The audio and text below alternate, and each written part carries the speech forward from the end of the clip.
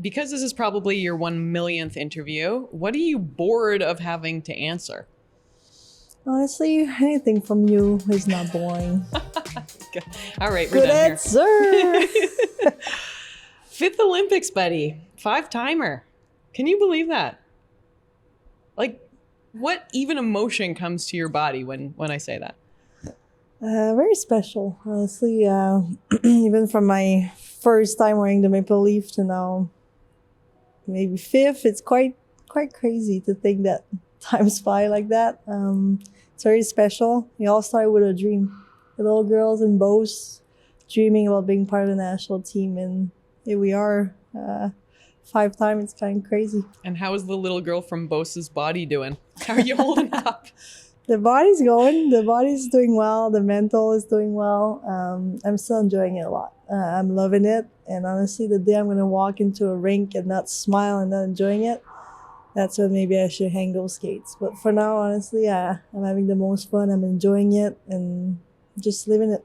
I think you're going to play beer league till you're like 100 years old because you're always going to love it. I mean, yeah, for sure. 100%. There's so much joy when you're on the ice. When you think of 5 Olympics, like, can you almost pinpoint the person that you were given which games you were competing in? I mean, a little bit. I for sure evolved as a human, as a hockey player. I think from the 18-year-old kid playing this in her first Olympic experience, I think to me, I was just eyed wide open, wanted to take in everything, asking questions. I just forever gonna remember my first opening ceremony when you hear all the veterans talking about it and how special it is. Like, you wait for 4 hours before walking in, but it's still so worth it. And obviously at first you hear 4 hours of wait, what are we gonna do? But it just goes so fast, and all of a sudden you're walking in. I'm forever gonna remember being between Charlie, Kim, and Carol and just like, wow, and being so in awe of everything. And after, they were just making fun of me, but I was just so impressed. I was there. And obviously 4 years after, you go to your second one and you're just enjoying it more. And now you're one of the older one and maybe helps a young one on the kid to just take it in and just no phone, put your phone down in your pocket and just walk in with your eyes wide open, your heart all in, and just taking it in. And I see fast forward another 4, and then like now you're kind of just talking about opening ceremony. I'm forever gonna remember Tessa and Scott walking with the flag, and I was just behind there, and I'll forever remember the eye contact I had with Tessa and Scott before they walked out, and it was just a big smile. I was so happy for them. And obviously 4 years after, I'm the one now holding the flag with Charles, which was so special. And honestly, having that crowd behind us, all the athletes, you become a part of a team that's bigger than yourself. And it's something that's so special. You've seen it, you've lived it too. That pride, being part of Team Canada, is something so special. Thanks for sharing such an intimate moment and such a simple moment as eye contact. But isn't it funny how those little moments are sometimes the most impactful? 100%. And at that moment, you literally have that moment for yourself, and then you get to know them on a personal level with Scott and Tessa, and then we talk about it. It's like, that was the best ever. Like, I remember that, and it is so special. And you get those little moments with athletes that you kind of follow from afar, and then you get to the Olympics and you get to talk with them, you get to see through their journey, and that's something so special. Who are you most excited to see again? I mean, all the athletes, even the new one coming in as first experience, but you know, the Michael Kingsbury, it's always so special to see him dominant on that hill of his. And I've get to know him a little bit better over the years, so it's awesome to see him. But there's so many athletes that I'm so excited to follow. Do you think you could go down a moguls thing? Because no. Hell no. These knees would be bent in half, and I don't know what I would be doing.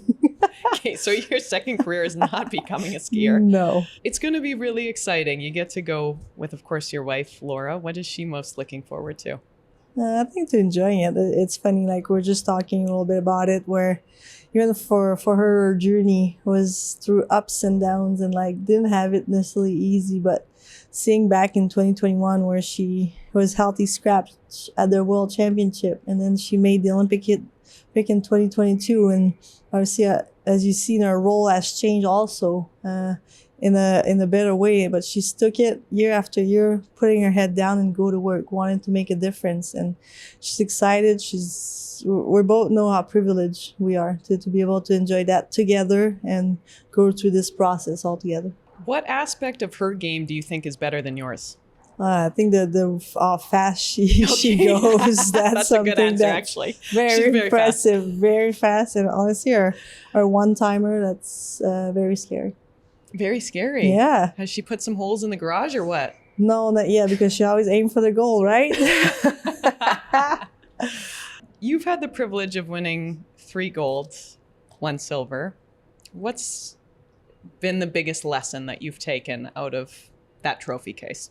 Obviously, I'm pretty fortunate over my career to have lived those moments, those very special moments. And every time I talk, obviously people talk about the gold medals, which is pretty amazing. But the most I've learned was from 2018, where you lose, where you kind of have to find ways to get better and finding ways to find an edge that you can come back on top. And obviously 2018, losing that gold medal game, and then the World Championship in 2019 where we won bronze, and then COVID happened. And those were all little moments where as an individual, as a group, you kind of start doubting. But I think for us, it was kind of eye-opener for as an individual, but as a group to what can we do now?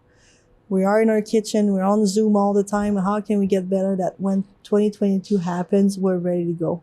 And I think just looking back from 2018 to 2022, there was a lot of hard work. There was a lot of work that have been put in, not only as an individual, but as a group, to create a culture where people come in and they feel welcome. They can be whoever they want to be. They have a voice, and that's something that truly kind of showed up at the Olympics. We had record numbers from players that put up points and wins and goals, and finally we were able to win that goal. But it was not overnight kind of result. It was over time where people were ready to put that hard work in, and here we were. So it's very special. You have had the privilege of scoring a few game-winning goals. What does that look like and feel like in that moment for you? Like, is there a moment in time when you're like, okay, I've done it, or is it a release? Like what goes through your body when you score a game-winning goal over and over and over? Well, I think that's the best part about being part of a team is everybody can be that player that put a puck in. But sometimes people have tendency to forget the plays that happened before you're the one that is able to be at the right time at the right moment and you get to score. But yes, I'm the lucky one that is there, but all the little plays that happened before, throughout the whole game, throughout that overtime, that's what made the difference. And knowing that, yes, I'm the one putting it in, but looking back, the best feeling is you score and you look back at your bench and people, the joy jumping on that ice, the wow, we did it. It's something I'll forever remember because it's quite special. What was the biggest wow, we did it? 2021 Worlds in Calgary, where we haven't won that World Championship since 2012, was something quite special. Obviously, it didn't happen it happened quite at a funny moment where we thought we scored and we waited like 40 seconds and finally we kind of celebrated, and you can tell that the way we celebrated, we haven't won in a long time. It was a little bit chaotic. Sadly, Blair Turnbull kind of broke her ankle, so there was a lot happening in that huddle, but the joy and the happiness in that moment was pure and was something quite special. I feel like my nerves haven't even gotten over Sochi, though. Like, I'm still living in 2014. I haven't recovered. Yeah. Do you just reset? Is it easier for you to reset given that you're actually on the ice? Or, like, when I watch as a fan, it's too stressful almost. I gotta close one eye. Yeah, I mean, the nerves are for sure there every time you're in these big moments, and it's part of it. That's knowing how to handle them. That's something I've learned throughout the years, being in those big pressure moments. That's why you train all year. That's why you do these extra reps on the ice, off the ice. That's why you prepare. And I think I'm a big believer in preparation, that doing the work when no one is watching. Why? I mean, maybe you're never going to be in that position, but at least if you're ever put it in, you know you're ready. You know you'll be ready to maybe perform, but maybe sadly you're going to be on the other side. But at least you have put every chance on your side. You have done this before, obviously 4 times over. But this quad, you have a professional league. How are you managing all that, and how has it changed this process? Yeah, it's all new to all of us. Honestly, having this professional league that we get to play as a real job, I think it's quite awesome. But also, that's something we needed to change in terms of preparation for the Olympics. Usually, we move to Calgary for 6 months, where we train, we play in the boys' league. It's intense. It's a full 6 months of full preparation. And now, with the league happening, it's something that we have to change. And we get to meet 2 weeks on, 2 weeks off, 3 times before the season starts. And those are important camps because we get to connect. Those are connecting point where we can practice our 5-on-5 or power play and see where we at. We're also just seeing where our culture is at too, off the ice. Being able to sit down at a meal, connect with your teammates. Because when seasons start in the PWHL, we're all aware we're all playing against each other. It's a battle, it's hard.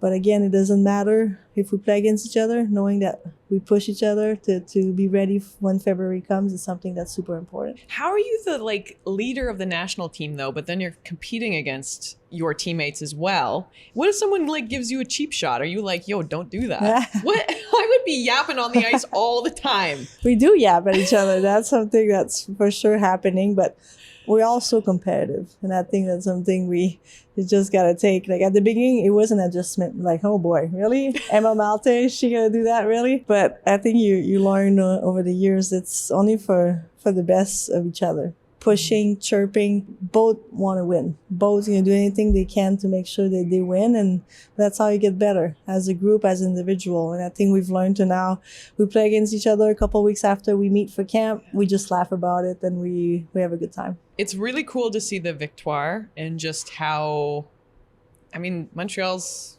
the best hockey city in the world. Don't tell anyone from Toronto that. You were the face of hockey, but you're also just ushering in this completely new chapter with the victoire, and the city is rallying behind it. That's got to be pretty special. It's pretty amazing. If I were to remember our first game we had season 1, our home opener, and seeing the crowd there behind us, thinking that maybe it was going to be a honeymoon phase where people come in for the first couple of games and see ya, they supported. But to see what's been happening for 2 years straight, people buying season ticket, people showing up, game in and game out, having our support, having our backs is something that's unbelievable. And when you play on a Wednesday night in a packed house in Montreal, there's no better feeling. It's very special, and you play for that crest in the front, and you just go all out. And we're very, very lucky to be here in Montreal with our fans. What was it like starting to play hockey in La Beauce? I'm pretty fortunate to come from a family that allow me to try hockey. I started figure skating at the age of 4, and honestly, the white skate was not my thing. Sorry, Tessa. But a year after, my parents found me an equipment for me to try hockey. I have an older brother that played, and honestly, I was just fascinated by me watching him. I remember going to a rink, all the other sisters would be running around. I would be just sitting between my parents and just watching him, being glued to the ice and just watching everything he was doing. And really that gave me just my dream to wanted to play hockey and just allow me. And obviously as an older brother coming from a small town, there was not many little girls playing hockey. And it would have been easy for my parents, my brother, Maddie, maybe not. I don't think there's an opportunity there, but honestly, they saw how much I loved it, and they were just supporting me all along. I'll forever remember on a Friday, we didn't have school. There was hockey for everyone that could just show up, and my brother's friend were there playing, and I remember walking with him, and all his friends were just like, really, Pia? You're just going to bring your sister? I don't think so. And he was just like, that's fine, I'll have her on my team. And after the game, they would be like, next time we'll take her on my team, So just he always had my back since day one. And for me, I knew I needed to prove myself, but knowing that my brother supported that was something that's super helpful. How old were you when that happened? I was pretty young, when I started, in the 10, 11. Okay, so you were pretty good at even 10. Well, I don't know, pretty good, but they made me look good.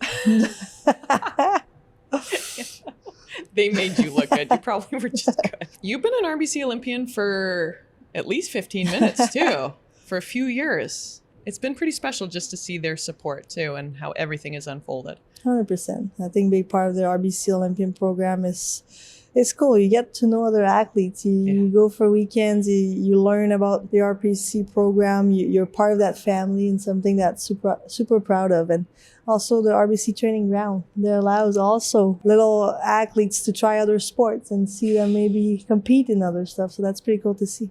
If you did RBC training ground, what do you think you would have been picked for? Good question. I don't know. Maybe rugby? That would be cool. That would be scary. You would be. That would Does hurt. getting tackled in the tackles, when someone brings you in the corner, like, does that ever not hurt? Do you get used to it? Yeah, you do get used to it. But at least we have equipment. Rugby, they don't have No, anything. they don't. So maybe I'll change to for a little 7s or 15s? 7. What's bringing you joy right now? Just being part of this, doing this with Laura, doing this with my teammates. I love it. I'm still passionate about it. And this walking to a rink, going to work, still bring me joy to this day. You have so many years ahead of you, but do you look back on legacy or do you think about it ever? I have not yet. I think I try to take in every moment, but just looking back to what's it's at right now, women's hockey, that makes me happy. That makes me to leave kind of the sport in a better place that we started. It's something that I'm super proud of, and I know we still have a lot of work to be done, but I think it's a great start to have little kids wanting to dream to be part of this.